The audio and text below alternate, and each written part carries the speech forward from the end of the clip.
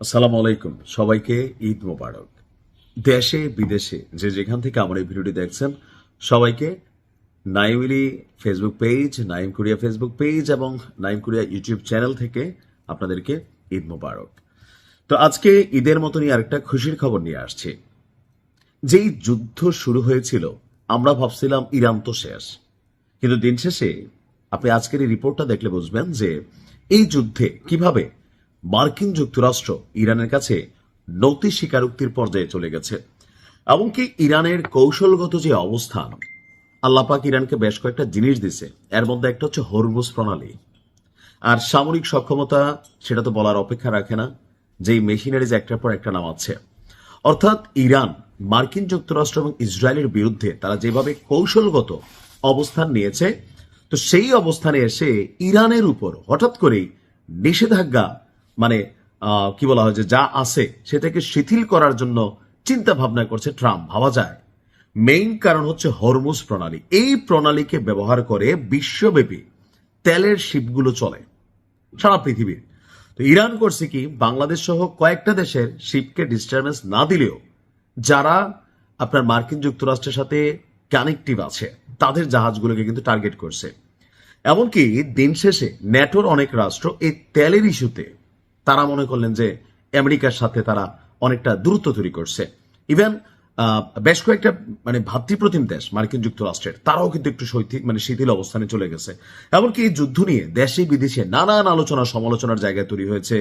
মার্কিন যুক্তরাষ্ট্রের সেনাবাহিনী ক্ষতিগ্রস্ত হয়েছে, যুদ্ধ জাহাজ ক্ষতিগ্রস্ত হয়েছে। আর দিন শেষে বিশ্ব অর্থনীতি ধাক্কার মুখে পড়ছে, আর এটার পিছনে মেইন খেলোয়াড় হচ্ছে ইরান। আর ইরান তাদের জায়গায় শতভাগ সঠিক। হরমুজ প্রণালী ইস্যুতে এমনকি বিশ্ব অর্থনীতিকে বা মার্কিন অর্থনীতিকে ধ্বংসের হাত থেকে বাঁচাতে ইরানের কাছে নতি স্বীকার করতে যাচ্ছে যুক্তরাষ্ট্র। এখানে আপনার যতটুকু দেখছি যে বৈশ্বিক জ্বালানি সরবরাহ স্থিতিশীল করার মরিয়া প্রচেষ্টা চালাচ্ছে আপনার যুক্তরাষ্ট্র।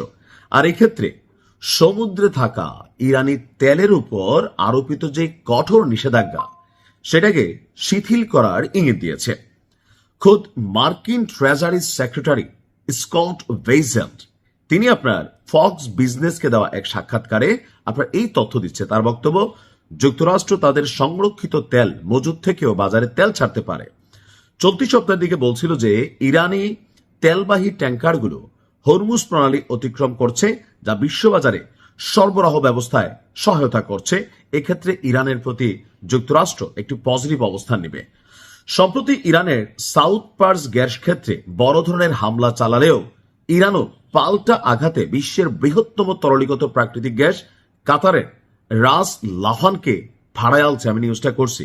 তো এর পরপরই আপনার তেলের দাম বাড়তেছে, এলএনজির দাম বাড়তেছে, পাওয়া যাচ্ছে না। বাংলাদেশে দেখেন না, আপনার এই পাম্পগুলোতে তেল দিচ্ছে না। তো এই পরিস্থিতিতে টোটাল এই যুদ্ধের আজ ইউরোপ এবং যুক্তরাজ্যের, অস্ট্রেলিয়ার, মার্কিন যুক্তরাষ্ট্র সরকার বিশ্বব্যাপী তেল নিয়ে কিন্তু খেলতেছে। আর এই টোটাল জায়গাটা এখন আমেরিকার উপর চাপ তৈরি হয়েছে। এখন বলা হচ্ছে যে আপনার মার্কিন যুক্তরাষ্ট্র এই যুদ্ধে তারা কৌশলগত যে জয় ভাবছিল এটা অর্জন করতে পারে নাই, সামরিক দিক থেকেও খুব বেশি অর্জন করতে পারে নাই, কারণ এই যুদ্ধটা কেউই চাচ্ছে না। তো সবকিছু মিলিয়ে কূটনৈতিক চ্যানেল ব্যবহার করে এই যুদ্ধ হয়তোবা শেষ হতে যাচ্ছে আনুষ্ঠানিকভাবে। ইনশাআল্লাহ ভালো কিছু আসবে। আসসালামু আলাইকুম।